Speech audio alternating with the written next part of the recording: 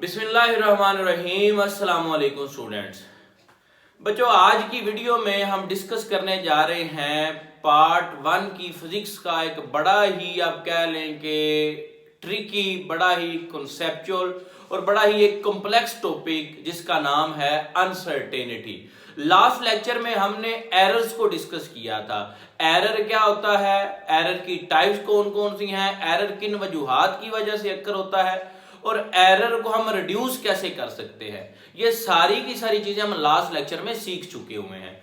आज हम देखेंगे कि अनसर्टेनिटी क्या होती है, बेयकीनी या गैर यकीनियत किसी मेजरमेंट में क्या होती है, इसका मतलब क्या है और ये किन वजूहात की वजह से हो सकती है और क्या हम इसको रिड्यूस कर सकते हैं, ये हम लोग इसमें सीखेंगे। और लास्ट में इसकी टाइप्स के बारे में भी हम बात करेंगे। तो आइए देखते हैं कि अनसर्टेनिटी क्या है। तो बच्चों, अनसर्टेनिटी जो है वो एक अनअवॉइडेबल एरर है। अनसर्टेनिटी क्या है? Unavoidable error. किस वजह से जी? Due to limitation of measuring instrument, मतलब ये मेजरिंग इंस्ट्रूमेंट में प्रॉब्लम की वजह से अक्कर होता है। एरर आपने पढ़ा, अमूमन एरर और अनसर्टेनिटी को एक ही चीज समझा जाता है, लेकिन एरर और अनसर्टेनिटी डिफरेंट चीजें हैं।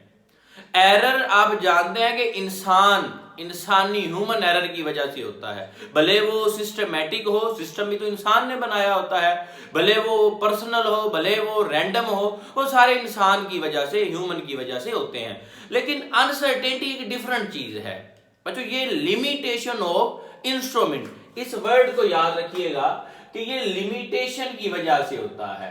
किसकी? मेजरिंग इंस्ट्रूमेंट की वजह से।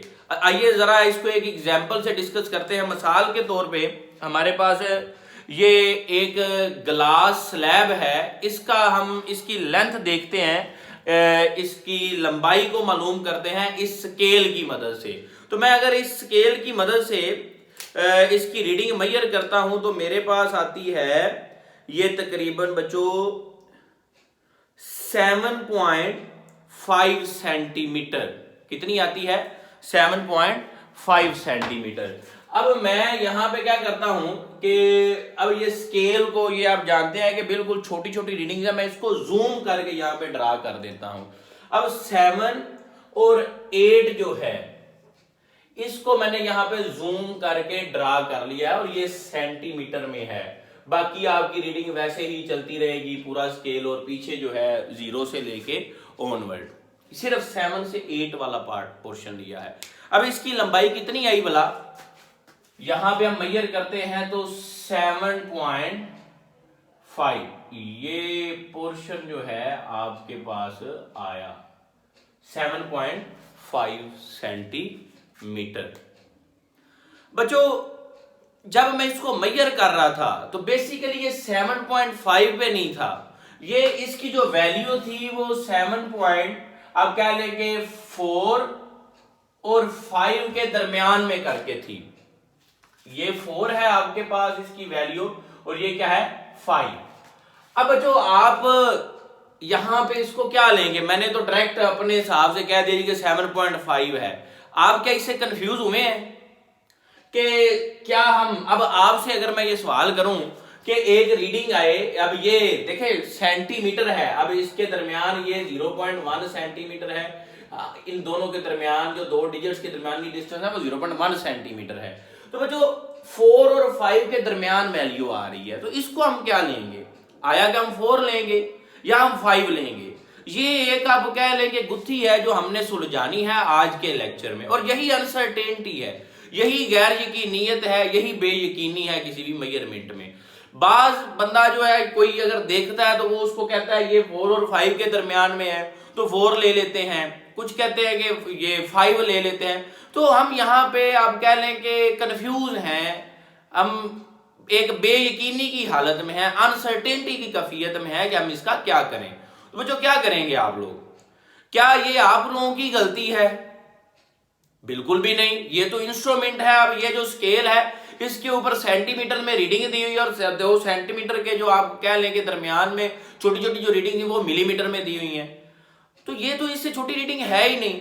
तो फिर बेटे ये जो आपके पास वेरिएशन है इतनी या ये दरमियान में, इसको आप बोलते हैं अनसर्टेनिटी। और अनसर्टेनिटी बच्चों होने की वजूहात क्या है? एक है सबसे main limitation of instrument, instrument की जो लिमिटेशन है वो, और दूसरा इम्परफेक्शन ऑफ ह्यूमन सेंसेस।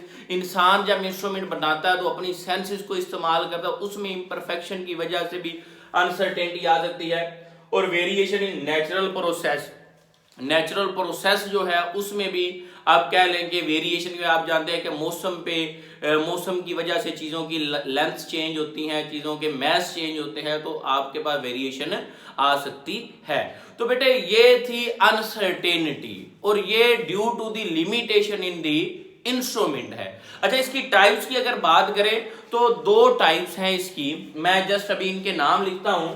एक आपके पास होती है एब्सोल्यूट अनसर्टेनिटी, एब्सोल्यूट अनसर्टेनिटी। इसको आसान अल्फाज में बच्चों हम कहते हैं कि ये लीस्ट काउंट है। एब्सोल्यूट अनसर्टेनिटी क्या है? Least count. क्या है? Least count of the measuring instrument. इसको आप क्या बोलते हैं? Absolute uncertainty. इनको एक्सप्लेन हम नेक्स्ट लेक्चर में करेंगे जब हम क्लियर वे में इसको पढ़ रहे होंगे। अभी सिर्फ आप इसका मतलब जान लें। एब्सोल्यूट अनसर्टेनिटी है, उसका मतलब है कि ये इंस्ट्रूमेंट का लीस्ट काउंट होता है। दूसरी जो टाइप आपके पास होती है वो है बच्चों फ्रैक्शनल, या आप कह लें परसेंटेज अनसर्टेनिटी। तो बेटे ये दो मेन टाइप्स हैं, एब्सोल्यूट अनसर्टेनिटी और परसेंटेज या फ्रैक्शनल अनसर्टेनिटी। इसको निकालने का तरीका आप याद रख लें, ये काम आएगा आपके। फ्रैक्शनल निकालने का तरीका है लीस्ट काउंट। फ्रैक्शनल अनसर्टेनिटी निकालने का जो फार्मूला है least count over measured value, मतलब जो इंस्ट्रूमेंट का लीस्ट काउंट है उसको डिवाइड करेंगे जो वैल्यू मेजर करेंगे। और इसी तरह से अगर आपने परसेंटेज अनसर्टेनिटी निकालनी है तो वैसे लीस्ट काउंट बटा मेजर्ड वैल्यू मल्टीप्लाई 100%, इससे परसेंटेज अनसर्टेनिटी भी निकल आएगी। तो ये आसान मैंने करके आपको दिया है। बाकी इसको हम डिफरेंट जब रिजल्ट्स निकालेंगे तो कैसे सोल्व करेंगे, सिग्निफिकेंट फिगर्स को इसके साथ रिलेट करेंगे, सिग्निफिकेंट फिगर्स को कैसे डिफाइन किया जाता है वो नेक्स्ट लेक्चर में देखेंगे। तो ये बेटे थी अनसर्टेनिटी, गैर यकीनियत किसी भी मेजरमेंट में due to the limitation of the instrument. ये एरर नहीं है, ये इंस्ट्रूमेंट की खामी है, इंस्ट्रूमेंट की लिमिटेशन है।